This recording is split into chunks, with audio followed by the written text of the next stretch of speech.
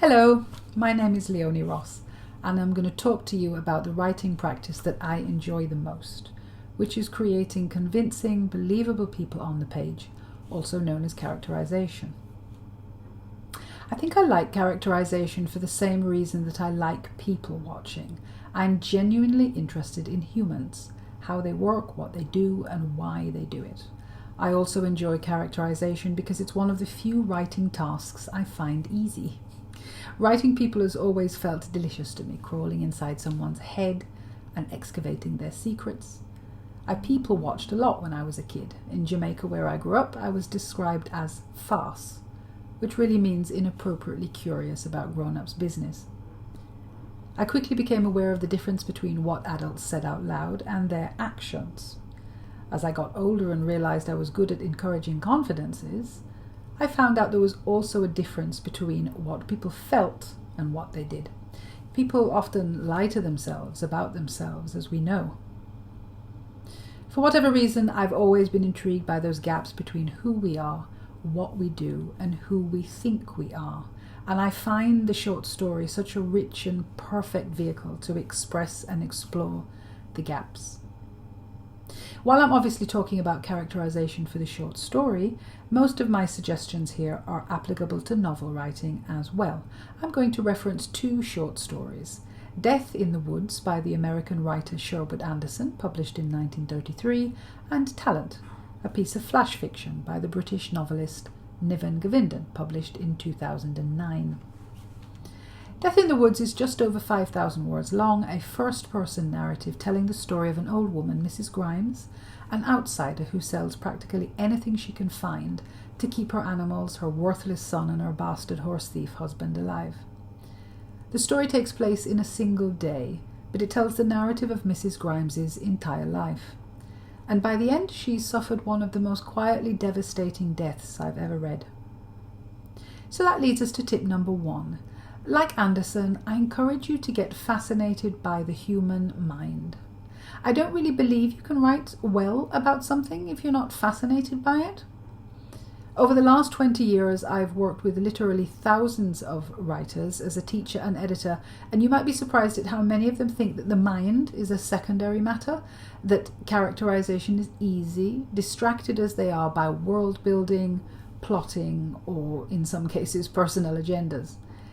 But I think it's incumbent on any writer who wants to improve to slow down and start examining the way that the human mind works. You can begin pretty much anywhere that pleases you, but you might consider human motivation first. Those universal drivers to action, often born in childhood or circumstances.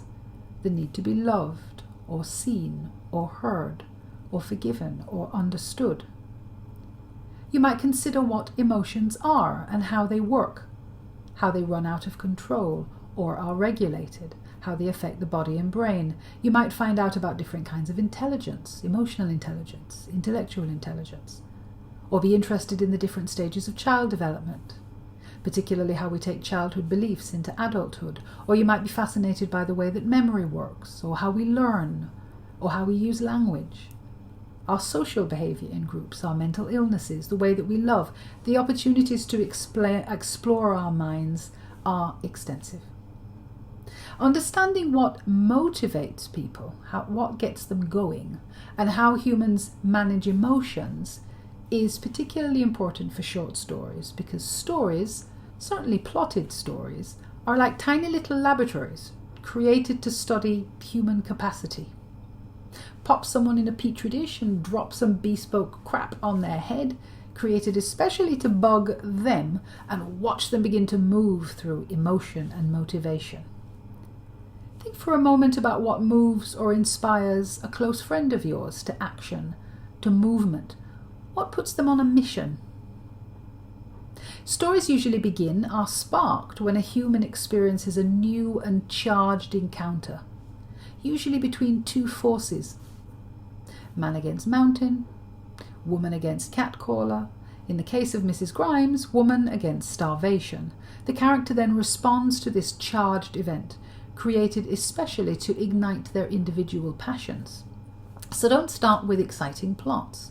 Start with people. When you consider people, ask why constantly. It's the most valuable question you can ask for characterization. And don't answer the question why with, oh, just. Why does Mrs. Grimes spend her entire life slaving for men who abuse her? As the story says, she settled down to feed stock: horses, cows, pigs, dogs, men. Oh, she's just doing what other women do in this place and time. Someone might say that. Yeah, it's true. And Anderson says as much, but he also shows us why. This is the result of complex, constant generational trauma.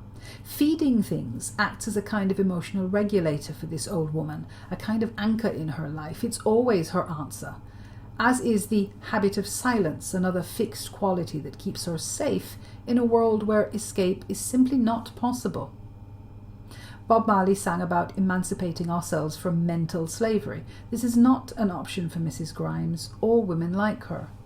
In 1930s Rust Belt America, her existence is entirely about survival. She's even mildly surprised when a kindly butcher gets angry about the way that she's treated. Which brings me to tip 2 for improving characterization. I've come to think that the past is everything. Not everybody agrees with me, but hear me out. In Death in the Woods, we get a great deal of information about Mrs. Grimes' past because it absolutely informs her present and the nature of her death. That doesn't always happen in the short story form, of course. In fact, its practitioners will often boast about their ability to tell a narrative with the smallest sliver of backstory possible. And yes, I know backstory can compromise the forward thrust of a narrative plot. But I don't mean the past has to be presented on the page like in Death in the Woods. I just mean that your writing could benefit from you thinking about your character's past. The number one problem in characterization for beginner writers and some experienced writers is lack of specificity and therefore individuality. Characters simply won't spring off the page because we haven't taken time to sit and know them. Inexperienced writers create mere archetypes, foils for their plots to hang off. Knowing your character's past can be an excellent device for increasing detail, especially if you're trying to make them multidimensional. You don't just need to understand their present psyche, you need to know what caused it, and I don't mean some singular moment of melodrama or abuse. I actually mean cumulative experiences. I mean the drip of parental influence over the first 20 years of their life. I mean the effects of a love life, memories and how they are made sense of, patterns, longings. I make lists of beliefs that my characters have developed and held on to over time, and Anderson clearly expresses a lifetime of Mrs. Grimes's beliefs. She's a bound girl, practically a slave. She's fatherless, which means she was born out of wedlock. She's an orphan. Her mother leaves her. So she believes she is nothing in the present in which we meet her. She's been sexually assaulted all her life and beaten by her husband, ground down under poverty and worry. And so when we meet her, she believes there is no alternative. She's lost a child, which is a fact that Anderson offers in one stark sentence that kind of quivers there on its own. And Mrs. Grimes therefore knows when we meet her that the worst can happen in a life. Mrs. Grimes therefore has come to believe that her sole purpose is to feed others, ultimately sacrificing her own body to the appetites of dogs. Now, Niven Govindan doesn't do backstory, but he does do tip number 3, which we'll call Singularity. His story talent is a perfect, powerful third-person 356 words that lives and dances in the present, although, as a sidebar, I suspect that Niven did some serious thinking about his unnamed protagonist and her motivation and past and beliefs. Talent tells of 5 days in the life of a gorgeously sexy fat stripper who triumphs at her new job on the pole, but is eventually ousted by a conflagration of jealousy and fat phobia. This story is a masterclass in expressing a singular emotional experience. By controlling character, Govindan controls story structure. The way that you ensure singularity is to start with character. Choose a single state of mind or emotional experience that fascinates you. Longing. It's sacrifice, rage, freedom, whatever. Then create a character designed to explore that emotional experience. Mrs. Grimes, poor, starving, utterly powerless, survives by self-sacrifice, and that is what the story is about. The events of the story originate in character. In Talent, our stripper claims her power despite social prejudice, and the story exists to express that singular experience. Govindan chooses specific, vivid details to express that growth of power. His protagonist's initial fears, her athleticism, her skills with an ice cube, her commitment to her work as art, her growing creativity and skill. We can read about this singular personal experience in the present, while also intuiting something of how this character came to be. This woman's entire life is somewhere on the page in this 5-day act of courage. Tip number 4 is a suggestion that judgment will get you stereotypes every time. This tip is about the antagonists, the baddies, but it's also to help with those times that your good characters, your heroes, behave badly, which they must do to be complex and multidimensional. Mrs. Grimes is so passive as to be horizontal, and many in the 21st century may judge her obsession to feed those that have dehumanized her. As a fat woman myself, believe me, I understand the potential for one-dimensional fat characters. Anderson and Govindan are punching up at the societies their characters live in, never judging their protagonists, simply presenting the details. Avoiding judgment is not a moral stance, actually, in this context. It's actually a pragmatic application of writing craft.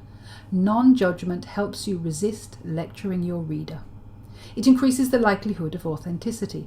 Don't tell us that life is hard for women. Show us those women walking through snow for food and being cut with £20 notes on their inner thighs when people stuff money into their G-strings. Both these stories are extremely political, if politics is to be understood in its broadest terms, about who wields power. These two male authors are saying important things about the ways that women are treated in society, but they never lecture us. Which kind of suggests final tip number 5 in good characterization, the importance of commitment. Often, writers who are trying to get better allow their anxieties to overcomplicate the task, and sometimes we lose control of our work because we're resisting commitment to the bottom line.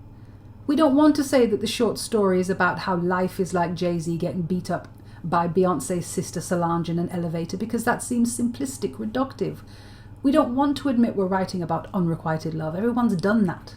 But at some point, whether in the creation or the edit of the short story, you will benefit from deciding what the damn thing is about, and then only choose characters that help you make your point. What kind of human best expresses your message? And no, it's not twee to have a message, a meaning, it's useful. The bottom line is this: if your characters aren't singing on the page, you need to get to know them, like real people. So take your character for a walk and a talk and a piece of pastry or whatever they fancy you should know, and make friends. If you pay enough attention and spend enough time, if you open your heart and communicate your own truth like real people, your characters will eventually tell you their secrets too. I hope that's of some help to you. Bye.